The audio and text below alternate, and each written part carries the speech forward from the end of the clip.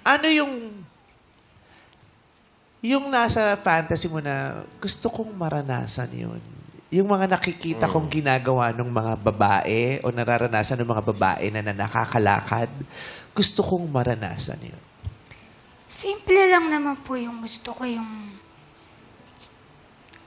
quality time lang na yung ramdam mo na siya talaga, yung nagkikare sa'yo, totoo yung feelings niya. Hindi, aside from doon, yung mga nakikita mong na-experience, aside sa love, yung mga nakikita mong nagagawa o na-experience ng mga babaeng hindi ka mo kapareho ng sitwasyon. Katulad nung Flores Yung de Mayo. Flores na de Yeah, Mayo. di ba? Lalakad. Naging naisip mo ba yun? Ngayon Kasi ko ako na kunyari, na-try di ba? yun. Bakla ako, tapos bata ako. Dream ko yun eh. Gusto ko ding maging Reyna Elena. This year ko lang Gusto kong maging Muse. Di ba yung mga Masaya. ganun? Ikaw, ano yung parang, yung meron kang meron kang konting inggit, pero hindi naman yung masamang inggit. Yung gusto kong pangarap mo ma-experience. lang. Correct. Yes. Gusto mo rin ma-experience yun. Wala naman po. Kasi kung ano yung kaya niya magawin, kaya ko rin gawin. Yung nakaupo lang ako, pero kaya ko siya. Pero yung pinakagusto ko, kunyari yung kayo ng boyfriend mo, nanood kayo ng fireworks. Yun. Ang simple Yun ang talaga ng gusto pinaka-dream niya. ko. Naranasan mo na ba yung indoor na fireworks? What? Bakit indoor? Sunog dun. Bawal doon. Bawal sa yun eh. loob. Bawal. Bawal mag-ano sa loob. O, at least na-inform mo.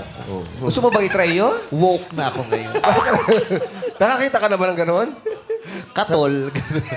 Katol lang. Pero masaya nga ang romantic ng fireworks. Yeah. Ano ba yun? Na-experience ko yun. Nagpa-fireworks. Sa anniversary namin ni Ayo, nagpa-fireworks kami dun sa... May heart. Aha. May heart. Oo. Tapos dun yung bag, dun ko unang-unang ginamit yung drone ko. Wow. Tapos tumama sa puno ng buko.